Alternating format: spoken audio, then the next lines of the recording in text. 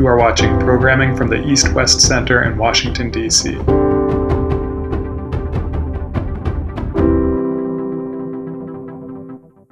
Apologies for the short delay in starting this morning.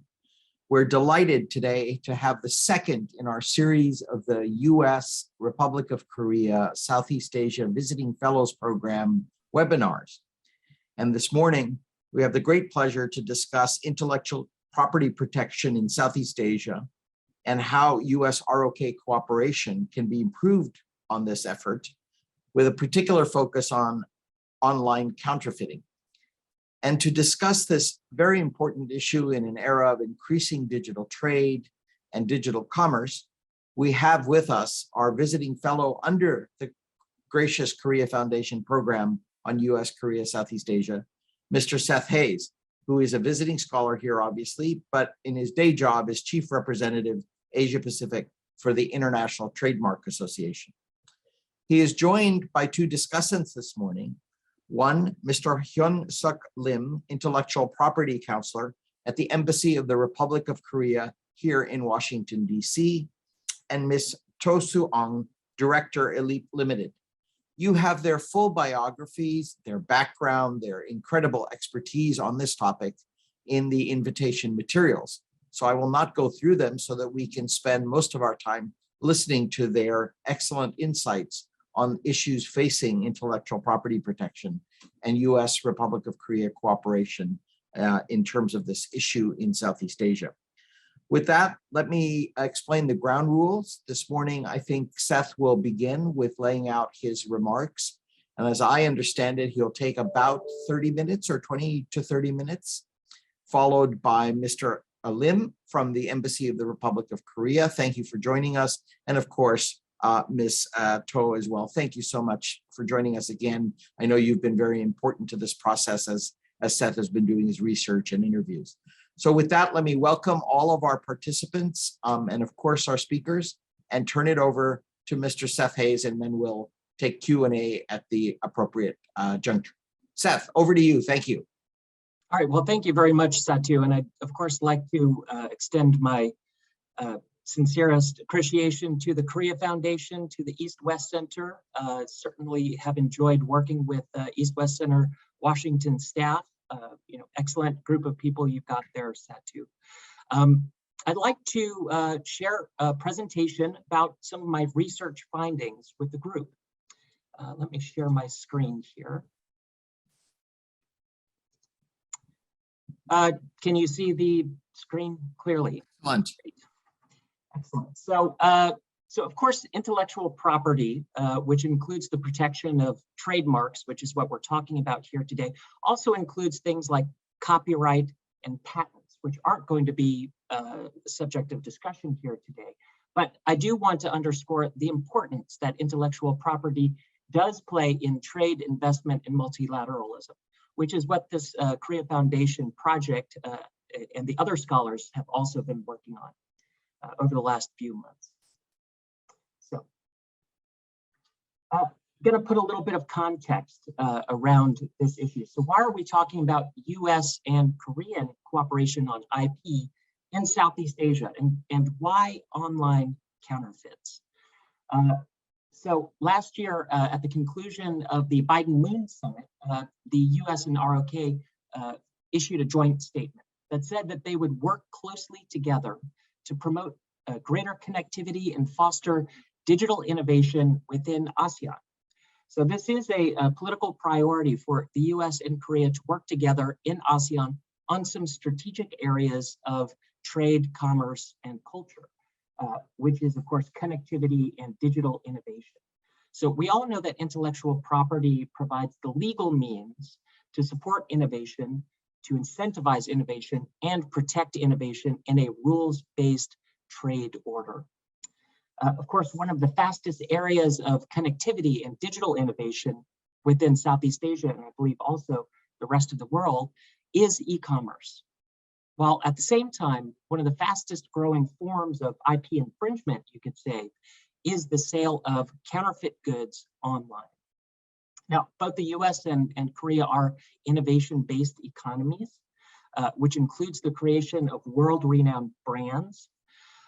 And both countries have an interest in bolstering IP protection in Southeast Asia, which is a very diverse region, as those of us who have lived there and worked there know. So within this framework of trying to promote greater connectivity and foster digital innovation in Southeast Asia, I think you need to have a strategic focus. You can look at many different types of areas to cooperate on and to create that kind of connectivity and to protect that kind of digital innovation. But of course, you can't do everything. And so one of the research findings that I've put forward is taking a strategic focus and focusing on online counterfeiting could be productive in terms of US and Korean cooperation here. Also, I want to put this in context to the COVID-19 pandemic. As consumers, of course, were locked down in 2020 and 2021, and perhaps in 2022, they've turned to e-commerce to get essentials that they need.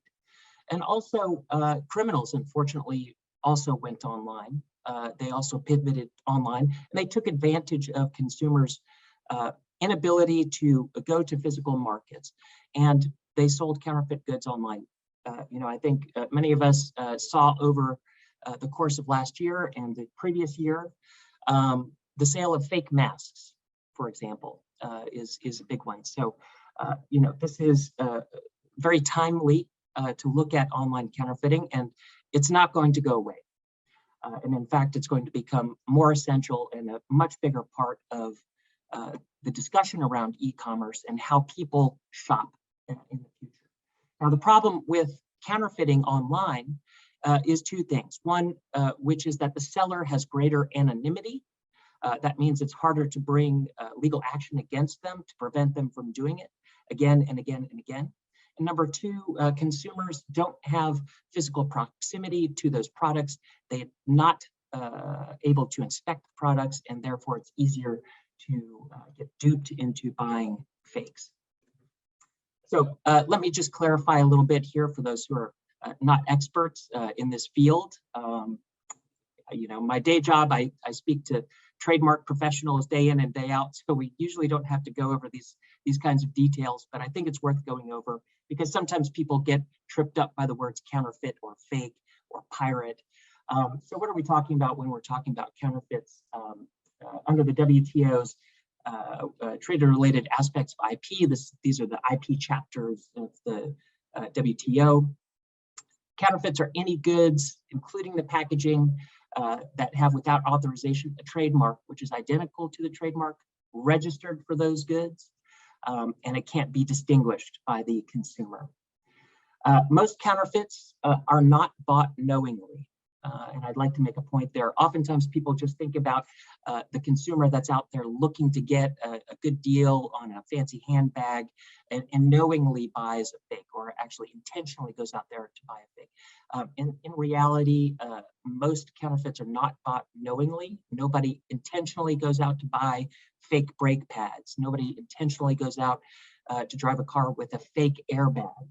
Nobody goes out there to buy fake masks or medicines.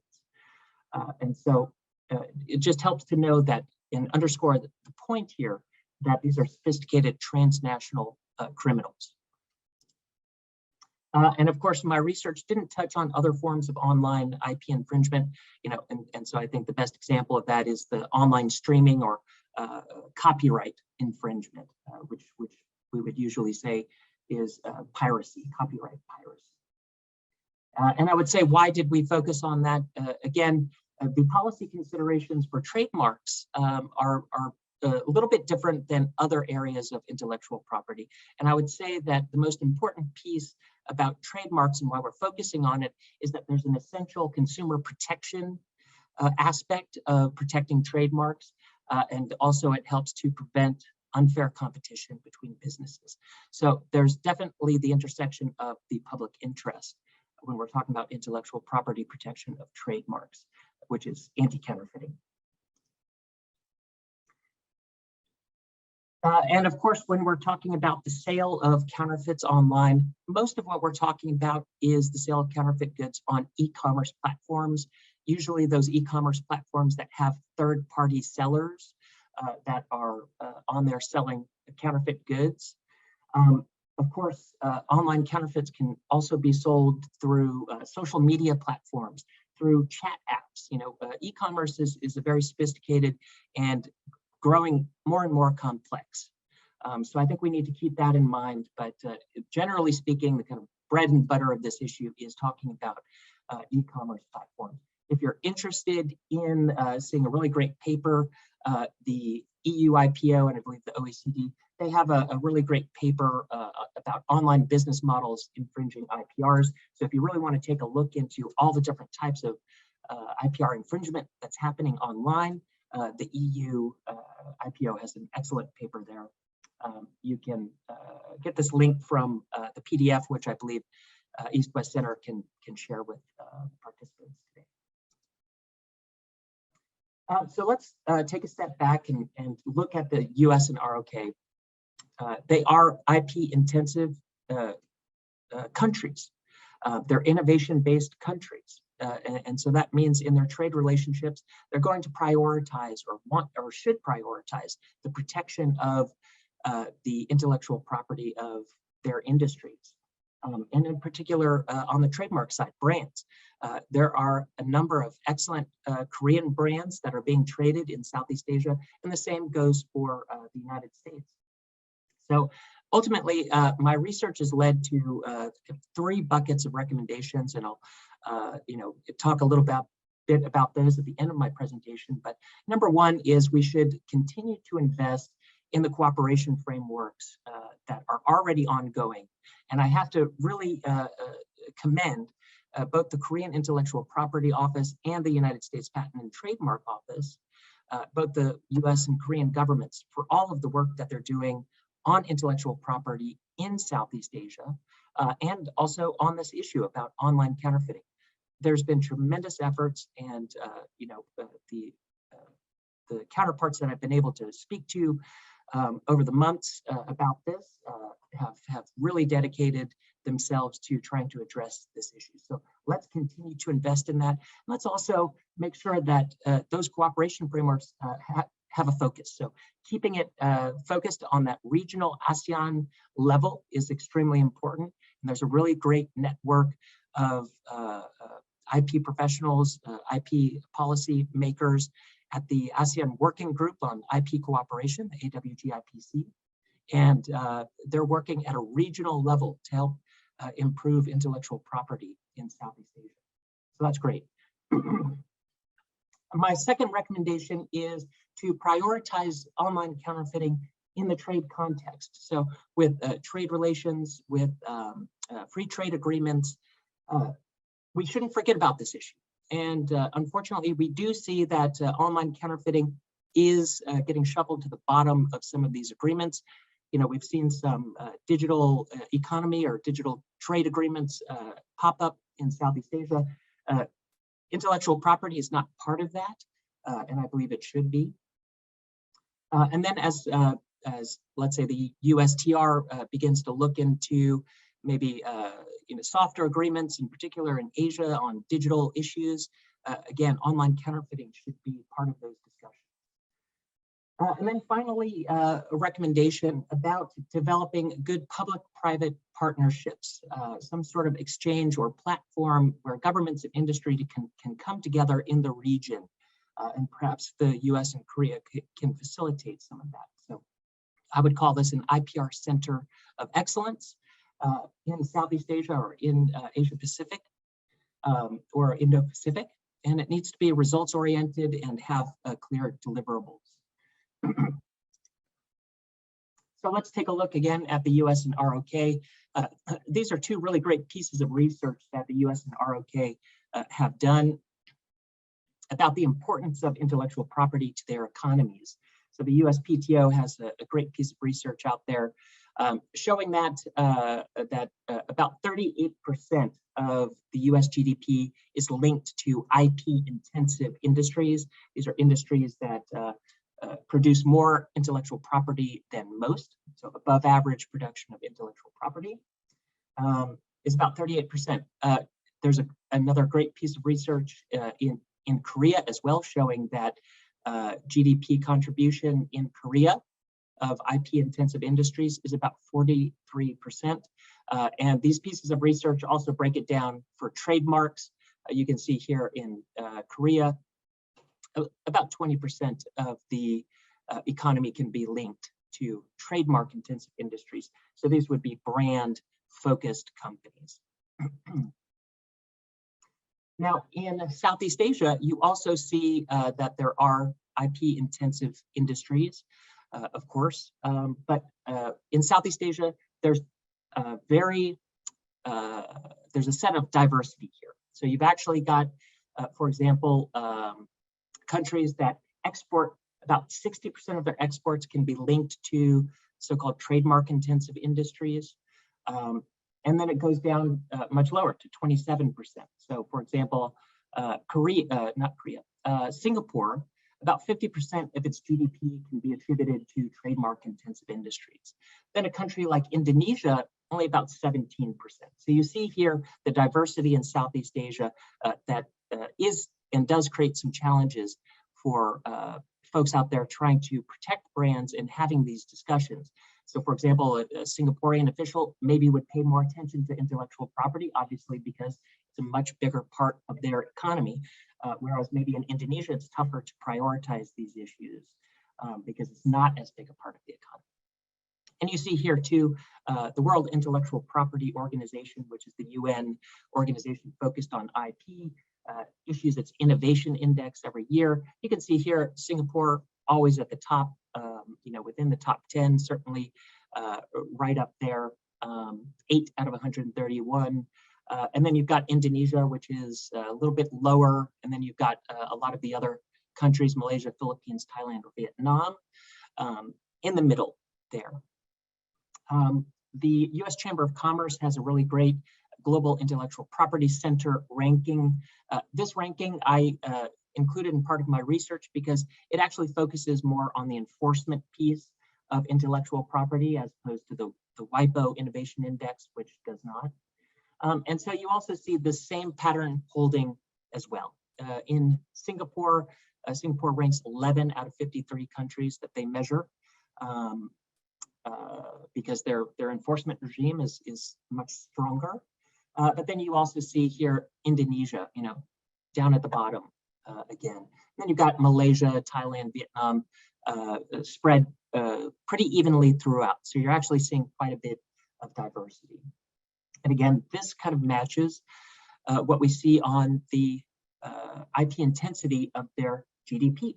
So there's a clear link between high GDP dependence on intellectual property industries, economic development, and IP protection. There's always been a very strong correlation between those factors.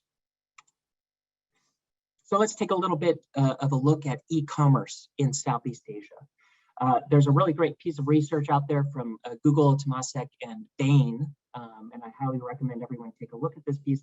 It just shows you how e-commerce and the internet economy is growing in Southeast Asia among the sort of ASEAN the six large economies in Southeast Asia. And they've pretty much noted that there's been about a 20% plus increase in e-commerce. Actually, the numbers I've got here for the internet economy, of which e-commerce is a piece of that. But you can definitely see here growth. We're on a growth trend here in Southeast Asia for e-commerce. Now, at the same time, although there's no very good reporting on the situation with regards to IP infringement in Southeast Asia, we have reports from, for example, the Singapore Consumer Association that in 2020, complaints about online counterfeits rose by about 300%. In the Philippines, the IP Office of the Philippines also reported something like a 5-fold increase in complaints that they received about counterfeits and IP infringement.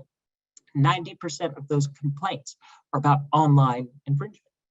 And there's also some good research as well from CAIPO that showed that there was almost a doubling of IP infringement online in 2020. So there's a clear correlation here. The pandemic shifted a lot of infringement online, and that's actually surpassed the growth in e-commerce. So it's not just because e-commerce is growing and concomitantly the IP infringement online is growing. Actually, we're seeing IP infringement, online counterfeiting, double, tripling, where e-commerce is only growing by about 20%. So that's exponential on top of the growth we're seeing with e-commerce. So Southeast Asia certainly is a hotspot here for online counterfeiting. So let's talk a little bit about counterfeits, e-commerce in ASEAN. So many of us know the USTR's Special 301 report goes country by country and identifies issues with each country with regards to IP infringement. And my research, of course, has picked out notes over the years from different countries. Of course, Indonesia is on the priority watch list. Thailand is on the watch list, so is Vietnam. Malaysia, Philippines, Singapore are not on the watch list, but occasionally where there are problems, I pulled out some of the comments here. So, there have been complaints about border enforcement in Singapore. Singapore is a large transit center for counterfeits. So you'll see here other reports that I've pulled from here.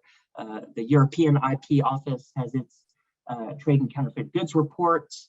And they also mention that Singapore, for example, even though it rates very highly on enforcement in that innovation index, even though it does rely quite a bit on intellectual property for its GDP, its border regime could use some improvements.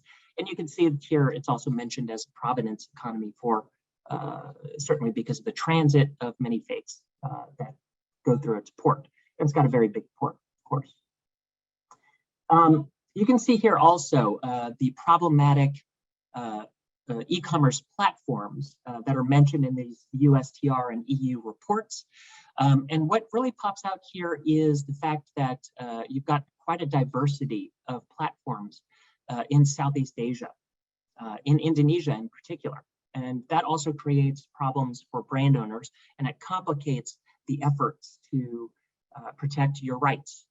The e-commerce market in Southeast Asia is not as consolidated as in other jurisdictions. So whether you're here in the United States, the biggest player is Amazon.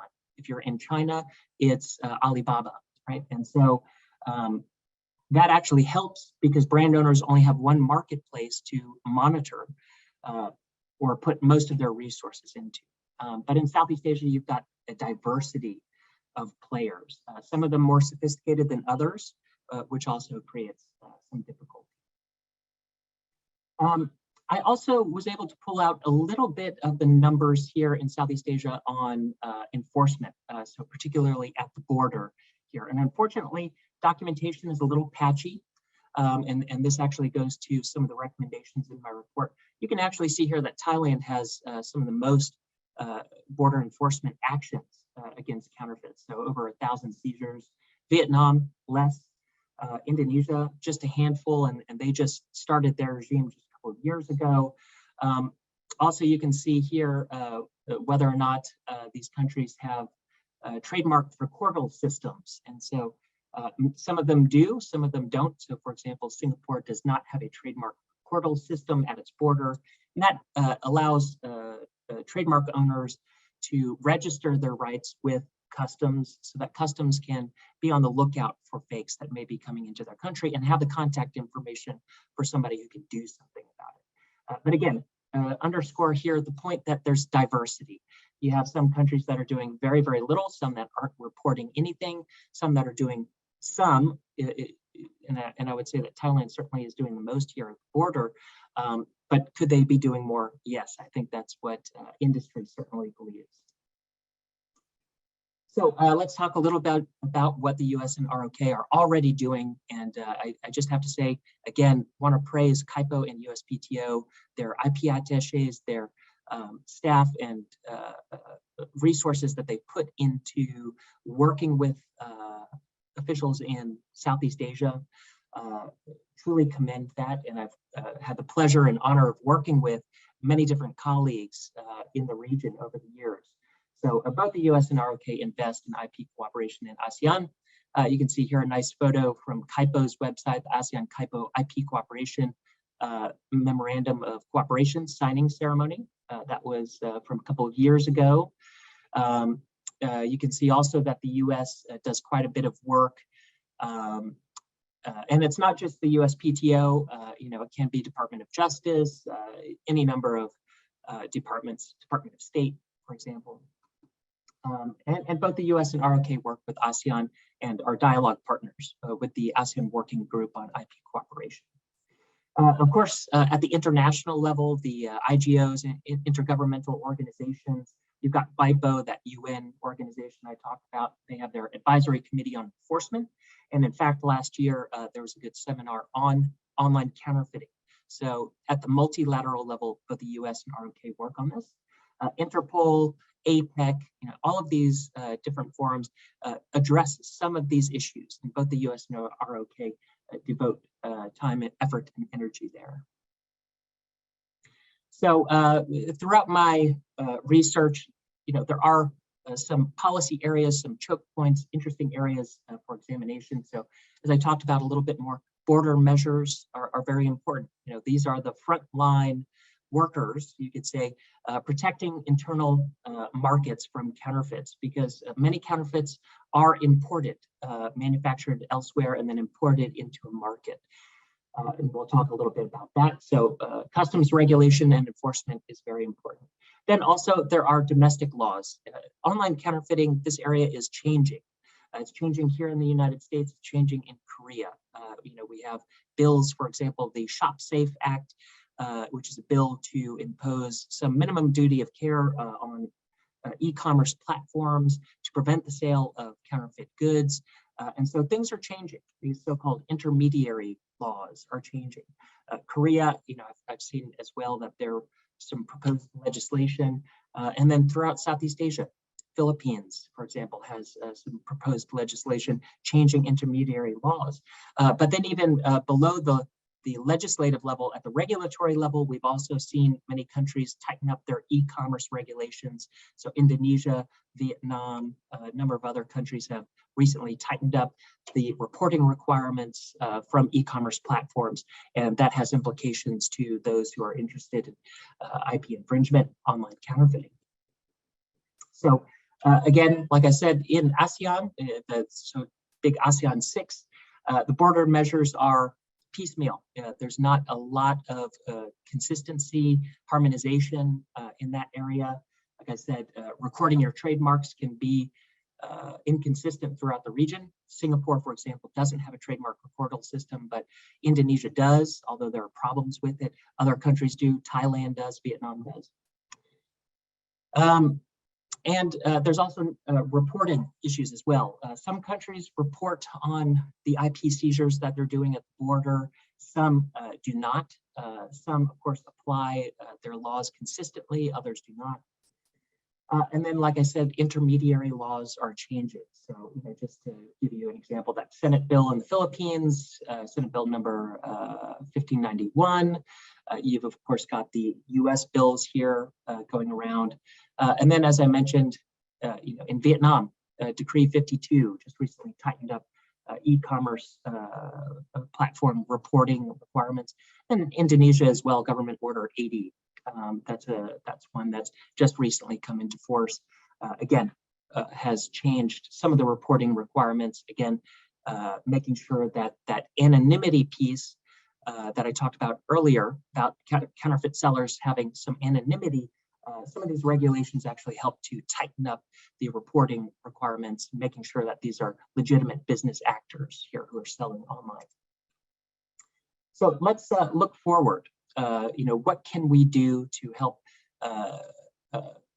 the existing framework, the existing cooperation activities between the US and ROK as they work in Southeast Asia? So one of the areas here, recommendation, certainly would love to hear from Mr. Im about this, is making sure that ROK KIPO has an IP attaché or similar position at the ASEAN level. Certainly you have resources and staff deployed to individual countries across Southeast Asia. can there be an IP attaché? And this would help, of course, prioritize the issue at that regional diplomatic level. I would say also US and ROK, because you're both excellent, because both countries are highly involved at the international level and have an interest in intellectual property, say, let's continue to invest in cooperation projects at those IGOs and really pushing for some regional harmonization there. So as the US and ROK work with ASEAN, at that ASEAN level, let's make sure we pay attention to some of the developments here. So, and of course, I know that both the US and ROK probably very much involved in, for example, the recent addition of 2 new action items to the ASEAN intellectual property strategy, or intellectual property action plan, which runs for 10 years from 2016 to 2025. They just did a mid-year review. And at that mid-year review, they found that online counterfeiting needed to be addressed. They added 2 new deliverables there.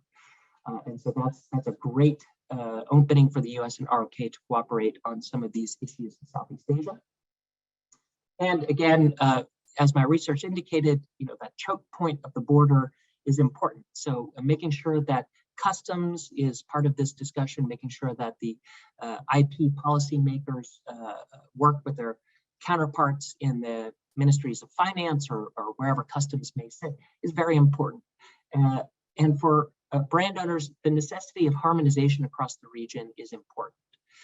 Again, when you're dealing with 10 different countries in ASEAN, 6 major economies where maybe you're doing business, it's difficult to register your rights in that many countries, and then to monitor your rights on so many more platforms there, and then to be familiar with the customs regimes of all of those different markets. And so we need to look at pushing for more harmonization on border measures. And then also, even when the laws are on the books, we need to prioritize using them. So we need to have better numbers here in terms of seizures, and then also reporting too. So in order to be held accountable, of course, you need numbers. So I think there's an opportunity here to do some research.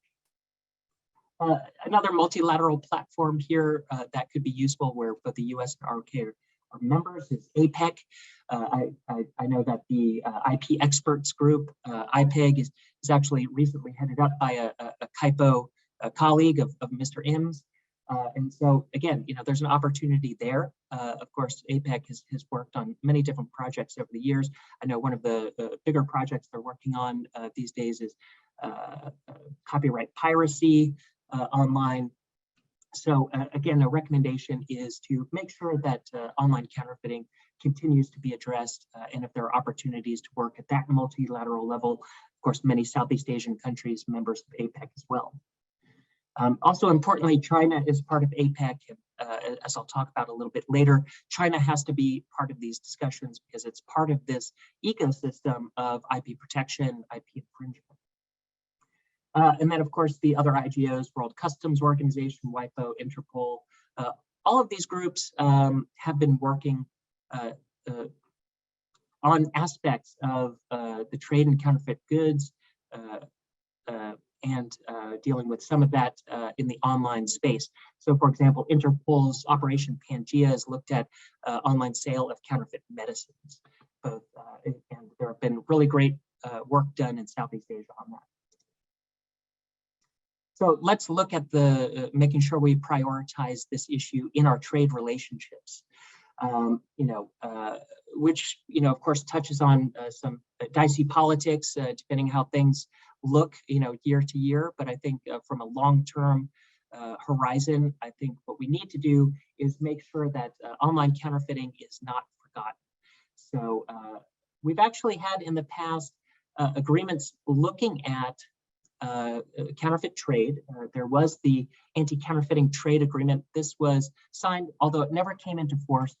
Both the US, Korea, and even some Southeast Asian countries, Singapore, signed this agreement, probably 10 plus years ago, but it famously hit some road, I guess, speed speed bumps, you could say, and never came into force. But this has already been negotiated, and there are really great provisions in ACTA. And so I think policymakers need to go back, not reinvent the wheel, look at some of these provisions. Can these be deployed in other agreements? Can they be deployed in standalone kind of activities, even not on a formal structural level? And so some research needs to go into that. My paper analyzes a few pieces of ACTA that actually quite relevant to the current situation with online counterfeits. And as I talked about, their digital trade agreements. Singapore had negotiated a number of digital trade agreements over the last couple of years with Australia, New Zealand, Chile. These digital trade agreements are great. They do focus on consumer protection, anti-fraud, but they conspicuously avoid the use of the word intellectual property. I think that's probably a political choice, because intellectual property can be a contentious area in trade negotiations. That being said, putting aside copyrights or patents, other areas of intellectual property, when you're talking about online counterfeits, that is fraud. That is about protecting consumers. So, I think that the definition of fraud, some of these agreements should include the sale of counterfeit goods online. And then I think we also have to look at the reality that liability is changing for e-commerce platforms. As I said, we see some legislation moving through the United States, Korea, elsewhere. So let's make sure we monitor that and harmonize it wherever possible. And finally, one of my last recommendations, and then I'll hand it over to Mr. M, is making sure that industry and government can come together in a public-private partnership. I would call it an IP center of excellence, where you can actually get some tangible results and make sure that we reduce the sale of counterfeit goods online. So I'm calling for some research as well. I think that the governments of the US-ROK and industry should monitor the situation frequently. That includes doing some research. The EU IP office just recently put out an excellent paper about online counterfeit sales in Europe. I think that's a great model that can be used in Southeast Asia. And finally, of course, we've got a lot of great examples of cooperation across governments and with industry.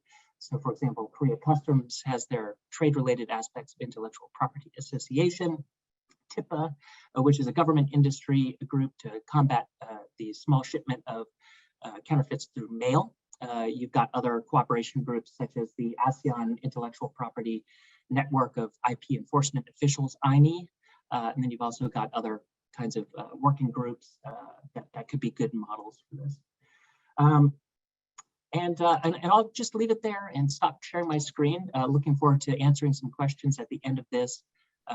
Thank you very much, Satu. Thank you, Seth. As usual, just a terrific presentation. It's incredibly rich.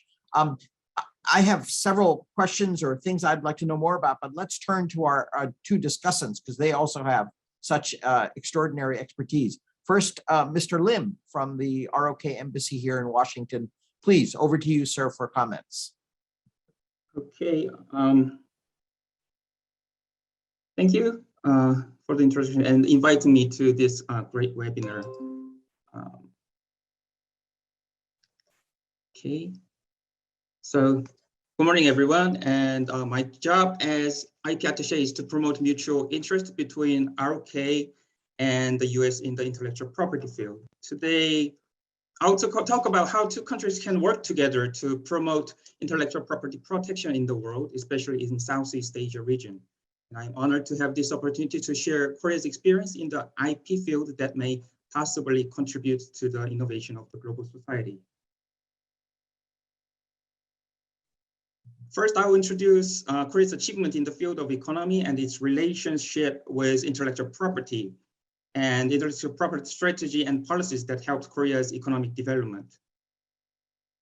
Korea is regarded to has been effectively used intellectual property in the process of its economic development. This graph shows the relationship between economic growth and the number of IP applications of Korea between 1960 and 2015. The red line represents the number of patent applications. The green line represents the number of trademark applications, and the blue bars show GDP, gross domestic product. As you can see, there is a very close correlation among these indexes. The correlation coefficient is calculated to be about 0.98 between GDP and the number of patent applications. According to research, 1% increase in IP applications lead to 0.11% increase in the economic growth. The 1960s was the early period of industrialization in Korea. This is the period when Korea was introduced to a modern IP system. However, Korea was low in the awareness of intellectual property then. In the 1970s and 1980s, Korean economy boosted with heavy and chemical industries and start of some high-tech industries such as semiconductor. In 1977, KIPO, Korean Intellectual Property Office, was established and enhanced IP system in accordance with international standard. Korea joined Paris Convention in 1980, Patent Cooperation Treaty in 1984, and in 1988, Seoul Olympic Games was held. And this is the period when advanced countries like the US advised to enhance Korea's IP system. With these efforts, in 1990s, Korean companies possessed high level of technologies. In 1993, when international exposition was held in Daejeon in Korea, showed how Korean companies like Samsung, LG, Hyundai has grown up into world-class companies. Korean companies also focused on brand strategy, and Korea encouraged domestic R&D activity, and patent applications grew in volume. KIPO was designated as PC International Search Authority, and with the importance of IP, the Korean Patent Court was established. Since 2000s, not only technologies, but also Korean culture, such as K-pop, K-drama, K-movies became to be beloved around the world. Number of IP applications in Korea is ranked at 4th in the world. And we expanded international cooperation on IP, and Korea now participates in IP5, TM5, ID5, that is comprehensive intellectual property cooperation framework of the 5 largest patent offices from the US, EU, China, Japan, and ROK. Throughout the history, Korea had some issues dealing with counterfeits, but now we have very strong protecting system of IP. And this history and process of IP in Korea could be a model for developing countries as well. Because of its nature, it's hard to make systems to protect IP. Intellectual property is essence of innovation, and although intangible in its nature, it should be protected just like tangible assets. Korean government's basic concept of intellectual property strategy is to establish a virtuous cycle of innovation. This cycle consists of IP creation, protection, acquisition, and utilization, which in turn can foster economic development through IP. KIPO, Korean Intellectual Property Office, provides customer-tailored examination that is fast, high quality, and customized examination. First, KIPO has reduced the examination pendency period to about 10 months for patents to give fast examination results to the applicants. 3-track examination and collective examinations are offered to accommodate to the needs of applicants. As you know, Korea is famous for its IT infrastructure and utilizing it well. Korean government focused to work on office automation since 1980s, and KIPO started to operate KIPONet Intellectual Property Office Automation System in 1990s. KIPONet system is an integrated information system for patent, trademarks, design examiners, administrative patent judges, and examiners. KIPONet not only increases productivity and efficiency of examiners, but also contributed to the enhancement of applicants' accessibilities. Currently, the rate of electronic application in Korea is highest level in the world. Also, KIPO's major policies and activities are related to strengthening IPR protection and awareness. Since KIPO launched the special investigation policy for trademark in 2010, Korea has made great progress as they have enforced massive crackdowns on counterfeits. Also, with an enhanced online monitoring system, we have enhanced investigations into reoccurring online counterfeit activities. Another important activity is increasing the public awareness. To foster a society with no counterfeits, we have worked jointly with consumer groups, developed annually held national and regional campaigns, and consistently placed public service advertisements on social network sites, blogs, TV, and newspapers. Here you can see how hard special judicial police in Korea worked to enforce IP protection. And with these activities, offline and online counterfeit goods in Korea has decreased. Korea established the IP Framework Act in 2011, and the purpose of the act is to contribute to the economic, social, and cultural developments of the nation and to improve people's quality of life by reinforcing the foundation of the creation, protection, and utilization of intellectual property. And to implement the IP framework, the Presidential Council on Intellectual Property was established. The council formulates master plan for national IP and its action plans, decides direction of distribution of resources related to intellectual property, and creates policies for promoting the creation, protection, and utilization of IP and for creating foundations thereof. Korea has continuously expanded international cooperation in the intellectual property field. This is to work together with other countries to build better IP system.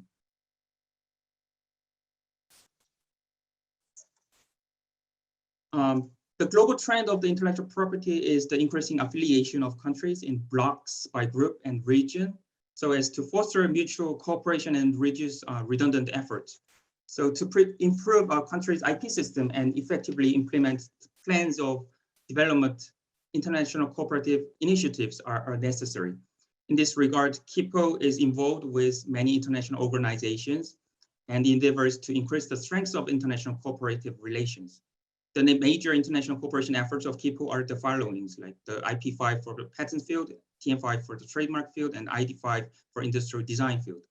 Of particular importance is the IP5, which is composed of the Korean Intellectual Property Office, the United States Patent and Trademark Office, the European Patent Office, the National Intellectual Property Administration of PRC, and the Japan Patent Office. Together, these 5 offices receive about 80% of all global patent filings.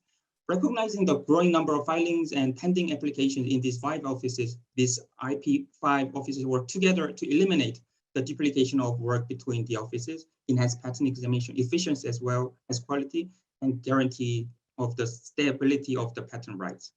Further, KIPO has led cooperative relationships with many international organizations such as WIPO, World Intellectual Property Organization, APEC, Asia Pacific Economic Cooperation, and OECD, Organization for Economic Cooperation and Development. Intellectual property system can be improved through FTA, free trade agreements, advancing the IP system and reinforcing unreasonable regulations through FTA negotiations about IPRs will increase the foreign direct investments and enhance protection of our stakeholders' interests, which in the end will contribute to economic growth. Thus far, Korea has signed 16 FTAs with countries such as the US, EU, which I think has had positive effects on the advancement of IP systems in Korea. This picture shows countries or regions that Korea conducted FTA with, and green circles shows FTAs signed, and red circles show FTA negotiations in progress. Korean Intellectual Property Office, KIPO collaboration with KOTRA, Korea Trade Investment Promotion Agency, operates IP desks to assist Korean companies doing business overseas with IP-related issues and disputes. Starting from establishing IP desk in Frankfurt, Germany in 2014, now 17 IP desks are established in 11 different countries, including the US, China, Japan, Russia, Mexico. And in the Southeast Asia region, IP desks are operated in Ho Chi Minh City, Vietnam, Bangkok, Thailand, Jakarta, Indonesia, and Manila, Philippines. IP desks provide Korean companies, whether active in or preparing to enter foreign markets, with consultations on registering and protections of IPRs and resolving IPR disputes in the region. In addition, we hold seminars to share information on how to prevent infringements. KIPO held seminars to help IP-related government officials of China, Thailand, and Vietnam to enhance their capabilities of enforcing protection against counterfeit goods. And we are making efforts to develop cooperative channels with foreign IPR-related organizations in order to protect the IPRs of Korean companies' operations and overseas. And as Seth mentioned, We have, Kipo is operating 6 IP attaché positions abroad, including the US, 2 in China, 1 in Japan, and 1 in Belgium to deal with EU issues, and 1 in Geneva, Switzerland, to deal with WIPO issues. Currently, we do not have an IP attaché in Southeast Asia region. Kipo hopes to have one in the future, but still we have to persuade other Korean government agency which deals with this kind of attachés. So we are trying to persuade them. The relationship between Republic of Korea and the ASEAN, Association of Southeast Asian Nations, has exhibited remarkable mutual cooperation and growing interdependence. Due to close geographical proximity and history, ROK and Southeast Asian countries share much in common, like culture, economy, and vision. ASEAN is Korea's 2nd largest trading partner and 3rd largest investment destination. ROK is committed to working together with ASEAN in the ASEAN-led mechanisms, including ASEAN +3, East Asia Summit, ASEAN Regional Forum, to promote regional peace and prosperity and shape the future regional architecture. Korea reaffirmed its support for ASEAN's central role in these regional frameworks, and ASEAN acknowledged the active role and contribution of the ROK in promoting regional integration in East Asia. Many Southeast Asian countries are going through rapid economic development and becoming aware of the importance of intellectual property. In 2018, to deal with online counterfeiting in the region, Korean Intellectual Property Office, with collaboration with KOIPA, K-O-I-P-A, that is Korea Intellectual Property Protection Agency, settled MOU with Lazada, the biggest e-commerce company in Southeast Asia. Founded in 2012, Lazada Group is Southeast Asia's leading e-commerce platform with a presence in 6 countries: Indonesia, Malaysia, the Philippines, Singapore, Thailand, and Vietnam. Lazada has the largest selection of brands and sellers. And with this MOU, Lazada provides information on Korean companies' brand infringement and fast action on the infringement and IP awareness campaign program. We hope to protect not only Korean companies from counterfeiting, but also establish IP protection system in the region. Enforcement of IP in a country is operated by its governments. By sharing Korea's experience, we hope to expand awareness on the importance of IP globally, which will help to strengthen IP system in the world. So let me briefly introduce some of the projects done with this vision named Global IP Sharing Project. Kipo implemented various IP sharing projects, and one of the most successful projects has to do with appropriate technology, which utilizes IP and caters it to local conditions of a country. Appropriate technology refers to a technology that not only is tailored to the environmental, cultural, and socio-economic factors of certain regions, but also aimed to improving the quality of life for low-income groups in less developed regions. Appropriate technology is usually economical and simple in nature, as well as easy to implement and maintain. It is also called alternative technology. One example, Kipo showed how to develop appropriate technology from patent information. One example of developing IP utilized appropriate technology is essential oil extractor case in the Philippines.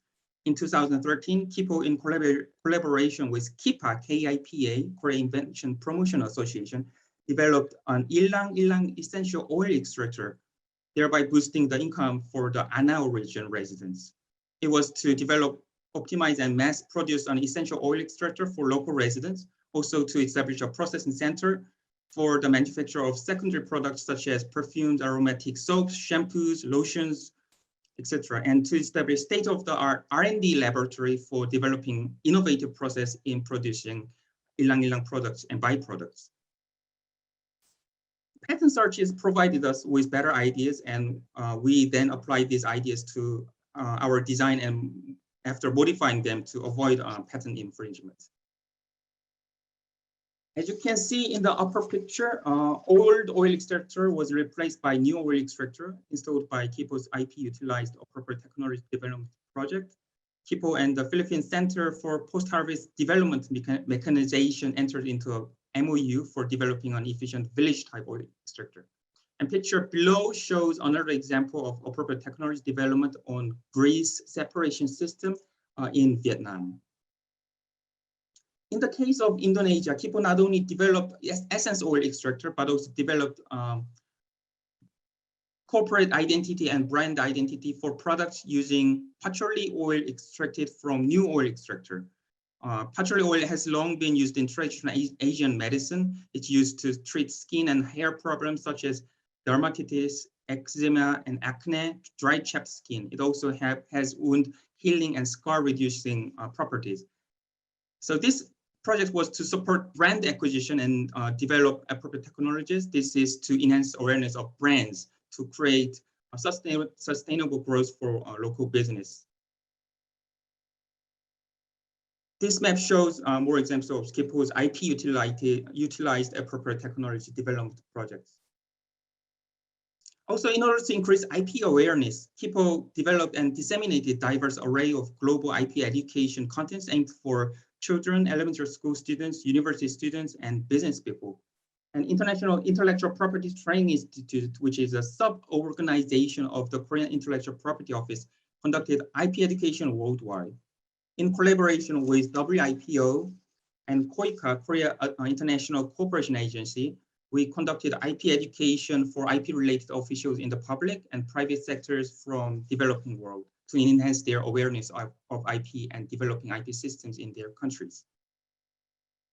IP Panorama is an online IP education material developed by Kipo and WIPO. IP Panorama is designed to help small and medium-sized enterprises utilize and manage IP in their business strategy, and it is translated into 24 different languages.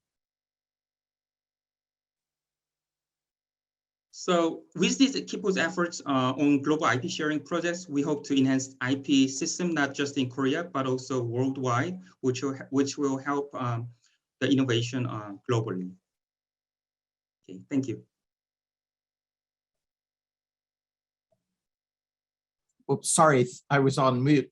Thank you very much, Mr. Lim. That was extraordinarily comprehensive, and I was particularly interested in the case studies that you showed of intellectual property in Southeast Asia, in Indonesia, and the oil extraction, et cetera. I'd like to return to that a little bit more and link it with Seth's comments about digital-based counterfeiting and IP protection. But before we do, we have another discussant with great expertise on this subject, having worked on these issues internationally, is Ms. To-Soo Ong. And welcome you again, Ms. To, to the program, and I would welcome your comments as well. Thank you so much, Sutu. And excellent presentations from Seth and Mr. Lim. I am probably going to slightly complement what both speakers have said, hopefully, by really focusing on what the private sector's perspective is in this arena.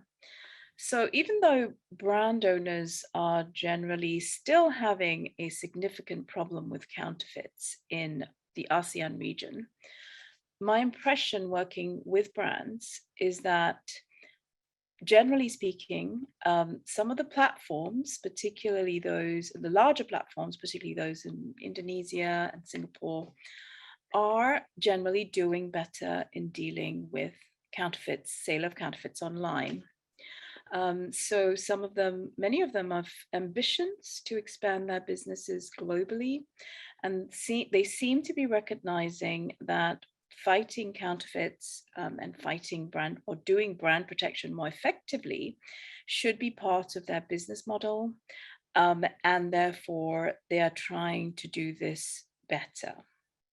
So what they're doing is they're resourcing it better, they're structuring it better, and they're trying to gain a better understanding of best practices from around the world. So even though, as Seth says, there is quite a lot of legislation that's pending in different parts of the world, including the US, the EU for sure, and indeed China and some of the other countries that Seth touched on, it is still taking a while, and I don't think it's clear yet exactly how the regulation will develop in these jurisdictions. So in the meantime, sort of practically speaking, platforms and brand owners have to rely on actually understanding what the best practices are and trying to implement them. So how do they do that, practically speaking? So firstly, there's quite a lot more engagement from the platforms with brand owners to try and understand, so global brand owners who have experiences and perspectives from different countries around the world. So platforms engage with them in order to understand their experiences with these best practices and actually try to implement some of them in the way that fits these platforms. Secondly, a lot of the platforms are doing their own research, getting their own advice as well, and and actually trying to understand what these best practices are. So in the sort of softer way, I do think the US and Korea can continue to play this role in terms of helping the platforms understand best practices and actually spread best practices from different parts of the world. So governments, so some examples of that, some governments have got this model, which is called the MOU model. So Thailand has its own MOU between platforms and brands, and the Philippines has got one as well. It's broadly speaking modeled on an EU MOU between platforms and brands that's quite old, it's about 13 years old. And so 2 countries have implemented it, and I think other countries in ASEAN are looking to do something similar. So it's all very good and very positive and very useful. However, the end of the day, the EU MOU also works well because it is a regional instrument. And I think ASEAN also needs to consider looking at this from a regional perspective and considering possibly a regional MOU in this space. And this will also drive best practices and, clearer, more defined discussion and engagement between brands and platforms as well. So that's one point I'm going to make on what's happening sort of between brands and platforms.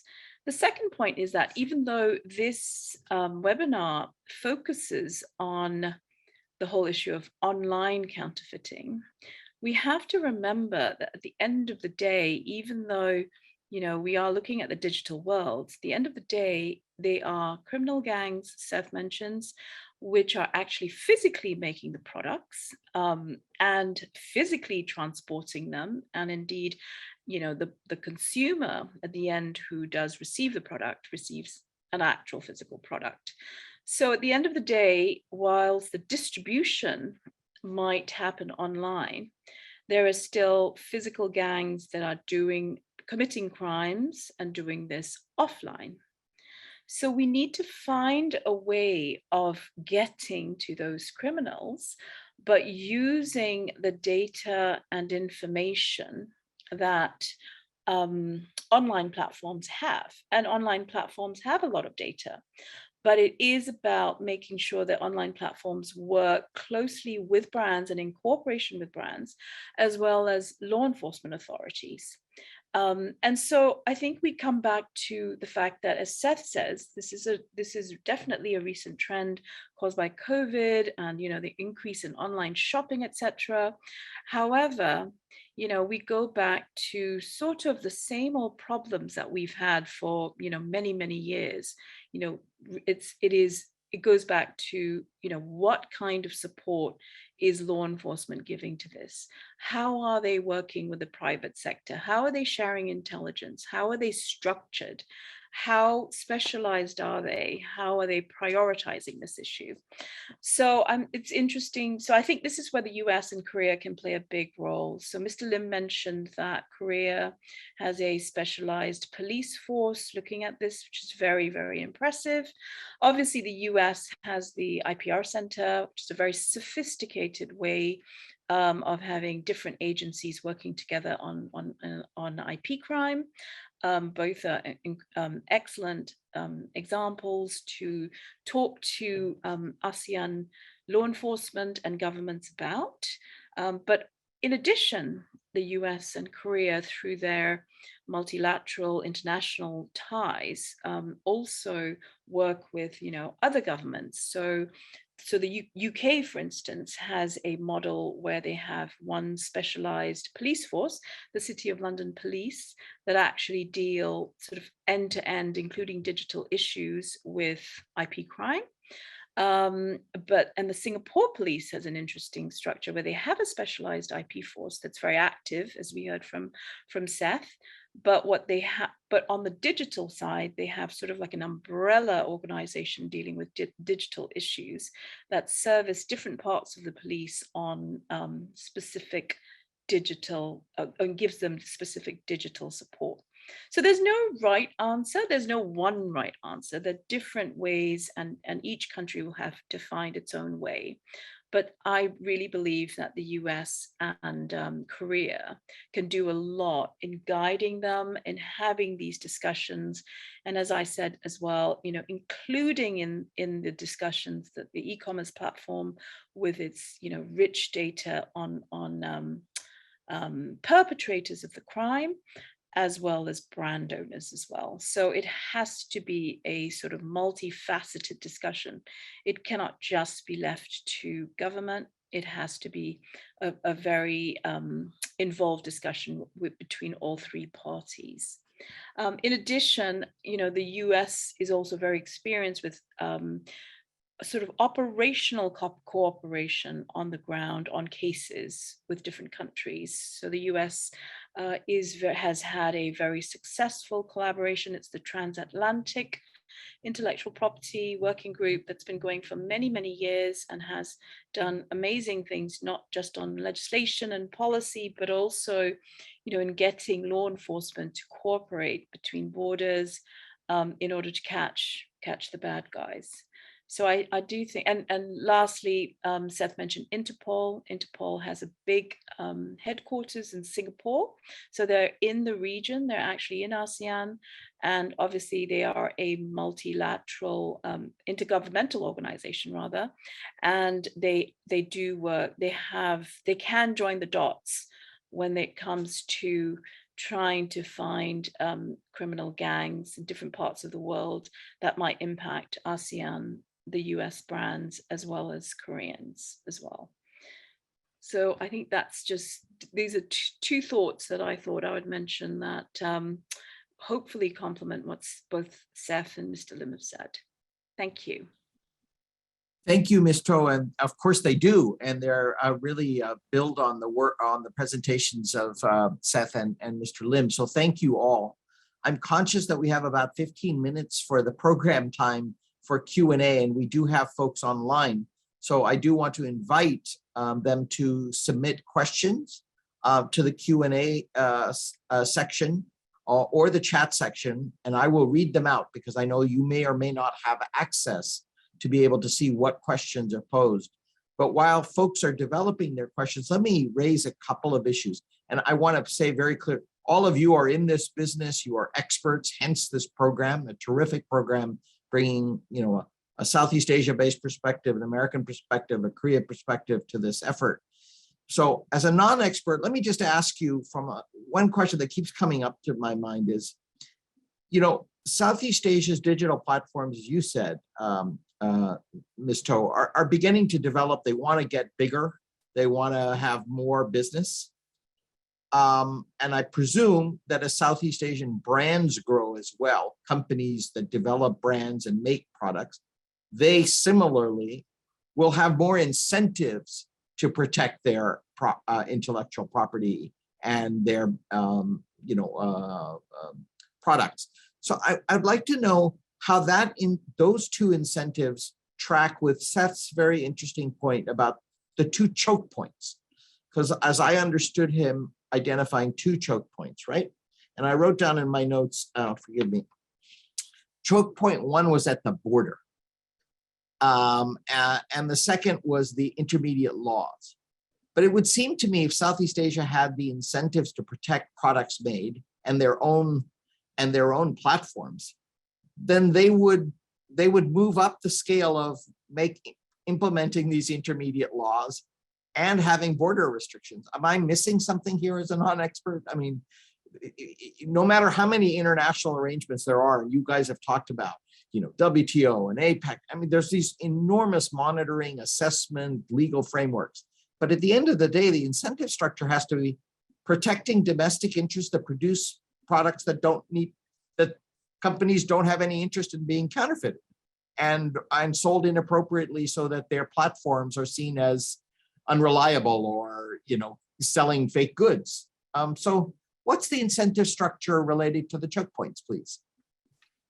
Well, let me hop in there, Satya. And that's an excellent question. I think we're talking about two sides of a coin here, right? Okay. So on one side of the coin, you have really where I think the discussion has been focused here, talking about enforcement against the bad actors who are creating the counterfeits, right? And that's about, and in many ways, those are breaks to trade, right? So for example, when let's say you're a platform in Southeast Asia, you're trying to grow your volume.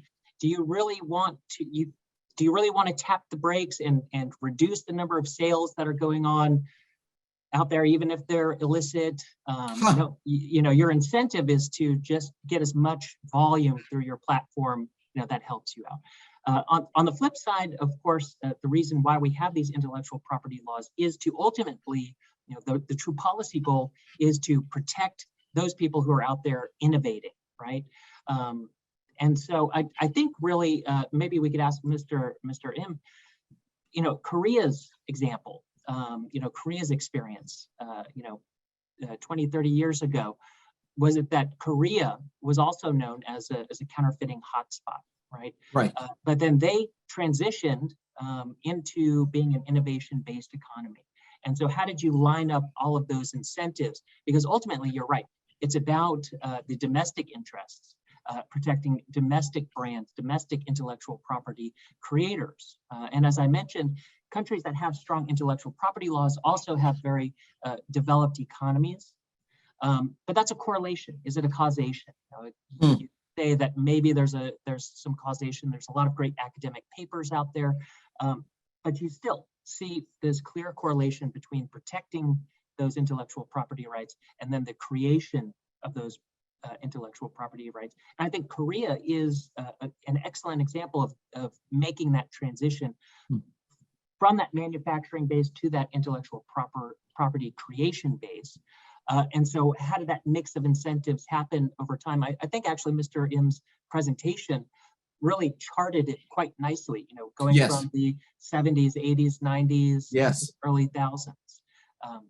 But maybe Mr. Im has some comments about how did Korea make that change, going from, let's say, a counterfeiting hotspot to an intellectual property forefront protector in the world.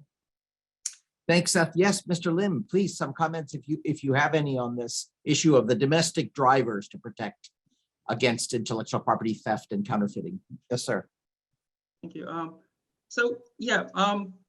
Korea may not be the best model for IP development, but it can be one of the models that can show that the development of IP and the relationship between IP and the economic development. Any country, even the advanced countries, has actually gone through that kind of process, but Korea's position it was relatively short, so we can remember what happened like 20 or 30 years old.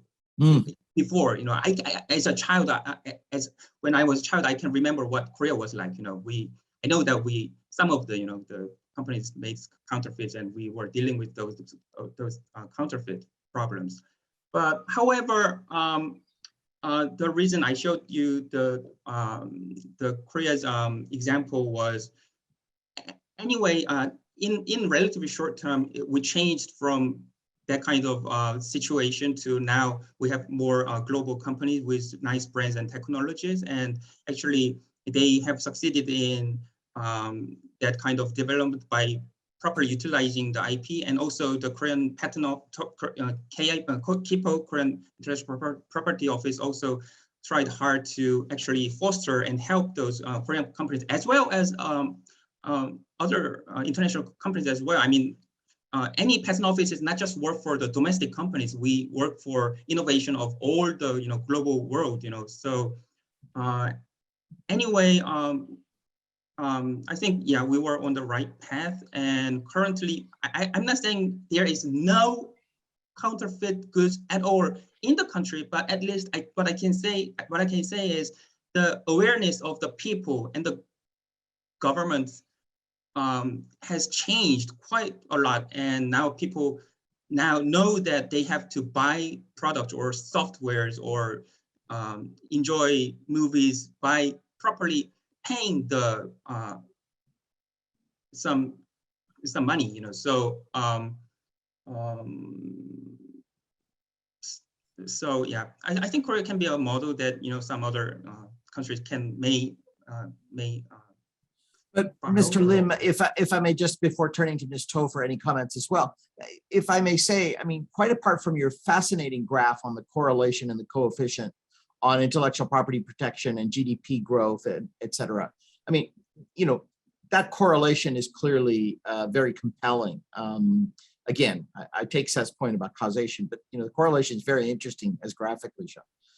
But I would assume, you know, in the same way I said that the incentive structure must be domestically based, it's always been my impression from a non-expert point of view that other than domestic incentives, what happened in Korea, and talking to my Korean friends over the decades, is that Koreans were also, not only were they not, as Korea's economy grew, as Koreans became richer, as their demand side for non-counterfeited products and willingness to afford and spend the money for non-counterfeit products also increased. So there's in addition to a GDP economic growth trajectory, there's a consumer demand for non-counterfeited goods, which comes from economic development because of a willingness to pay for non-counterfeited goods. So I mean, I see that correlation at the macro level of the economy, but also in terms of consumer tastes. But I just wanted to comment on that because it came up often when I went to Korea over the decades, you know, beginning in the early 90s. And people would say, you know, well, we can afford to pay full price for the thing that's real. We don't want the fake thing because it's almost, forgive me for saying this, but it's unfashionable to have a counterfeit item. You want the real item. And increasingly, there's digital tags and proofs that it is the non-counterfeited item, right? I mean, in the same way that I want to buy a real watch, not a fake watch, right? So, Ms. To, I do want to offer you an opportunity to engage on this discussion as well. Yeah, I don't think I have that much to say other than I think it's not that straightforward. You know, the sort of it sounds like Korea might actually be the ideal country to prove what you've just said. You know, the hypothesis that actually, you know, growth in the economy and you know, sort of incentivizing the economical factors will incentivize border enforcement, for instance, or more effective border enforcement. I think I'm not sure if you actually looked at other countries that you could find such a sort of straightforward connection between the two. So it's interesting that Korea seems like quite a unique case study. So, because I don't think it always follows. And as Seth says, a country like Singapore, which is very sophisticated and also has that consumer that doesn't want, you know, counterfeit goods, you know, they have other issues, like they have a huge port, and there is therefore a lot of transshipment that goes through, and they get into a little bit of flack about that internationally. So, you know, I'm not sure that it's that straightforward, but yes, you seem to have hit on a really good example with Korea. Well, thank you. Again, I do invite participants in the program to submit any questions that they have. I want to make sure that we give our speakers a chance to close because we do have 4 or 5 minutes before we must close the program.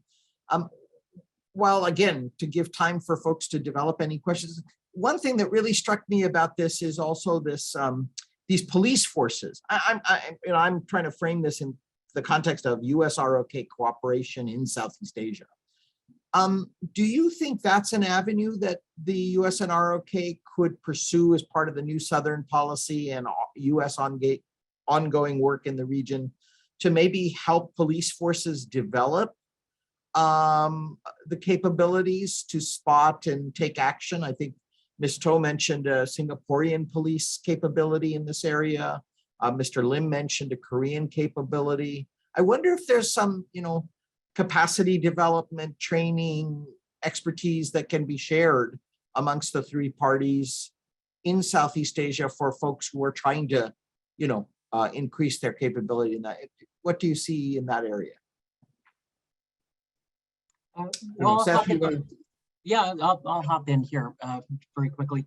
We do see actually that law enforcement officials have been targeted for training, at least, by the USPTO. I've seen that in the past on individual country levels, and then occasionally, there will be opportunities to bring people together.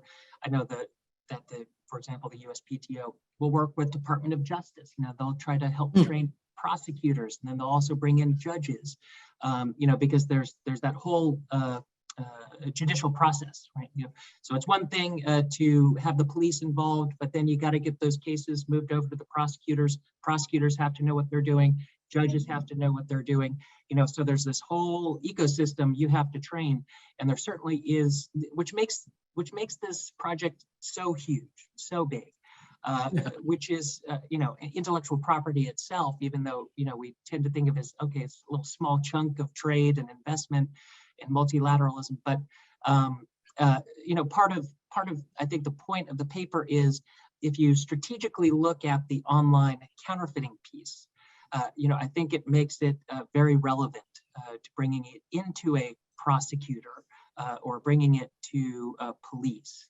And so I really do think that there is some relevance there and some great learnings that can be had. I believe that the UK does a really good job as well. They've got an IP attaché in Southeast Asia, borrowing from Tosu's example of the London police. And I'm sure that there's some trainings and opportunities there. Really, the US and ROK have a lot of great learnings that can be had in Southeast Asia. And we also need to make sure we bring in other sort of IP-friendly, IP-sophisticated jurisdictions and countries like the UK or Europe, Japan, Australia. Great. Any comments from Mr. Lim or Ms. Tosu on? No? I think, oh, yes, please, sorry. please. Yeah. Yes, please, please. I think Seth is completely right that there is a lot of training that goes on the ground. And in fact, actually, the other day, I think, I was speaking to somebody from HSI based in the region. So there's obviously law enforcement from the US, and I don't know about Korea, but actually present in the region. So I think, I think all that helps, but I think it's trying to help the governments in this region, structure their criminal enforcement capabilities, and as Seth said, everything at the back, sort of are following that in a way that would be that goes beyond training as well. So that's one thing. So that's quite a major ask, if you like. And then the second thing is the fact that we do want actual operations to start happening. And for that, we do need, platforms because of data privacy. A lot of platforms need to give information only to law enforcement, but they need to be able to do that with brands as well. So you need that safe ecosystem. And I think the US and Korea can really advise on how that can be set up and structured. Thank you. Mr. Lim, any comment? Yes, please, sir. So, Korea operated this IP special judicial police about 10 years. At the beginning, it was not that perfect, but with training to those police people, also training about IP to the prosecutors and also the IP judges. Now, I think we are able to have some nice expertise in that field. And with the US government, previously we were mutually cooperating just in examinations or other, patent office things. But I think we can also share this kind of experience in enforcement with the US government, and also share this with the countries in Southeast Asia, so that we can all together work together to do something to enhance the IP protection in the world. Thank you so much, Mr. Lim. Well, let me join all of our participants, our speakers, in just saying thank you for this terrific presentation. I know I've learned an enormous amount, and I think, again, our effort here is to bring new topics of US-ROK Southeast Asia cooperation to the fore. And in that spirit, yesterday, we had a program on US-ROK cooperation on smart cities in Southeast Asia. And today on intellectual property and counterfeiting. So as you can see, two functional areas. And then on the 11th of January, that's Tuesday, January 11th, our third fellow in this very interesting Korea Foundation supported program is a Philippine security and defense expert, previously in the Philippine government. And he is looking at US, South Korean, Philippine cooperation on security and defense issues, everything from maritime capacity building to engagement in regional multilateral organizations, et cetera. So that's a more diplomatic defense type topic. So I hope you will convey that to your colleagues. And also have two terrific discussants on that, one from Korea, one from Southeast Asia. So following this format of building a network of people who are looking at engaging with each other from the US, Korea, and Southeast Asian countries. So I think it's a terrific initiative, and we thank the Korea Foundation for their support. This was a terrific program in that series. And let me end by saying, wishing all of you a very happy 2022, safe and healthy and happy. And I look forward to engaging with all of you again. Thank you for your expertise and for your time. Good day from Washington, D.C., and good evening to those of you in the region. Thank you again, Seth and Suong and Hyun-suk. Bye-bye. Thank you, Sarah.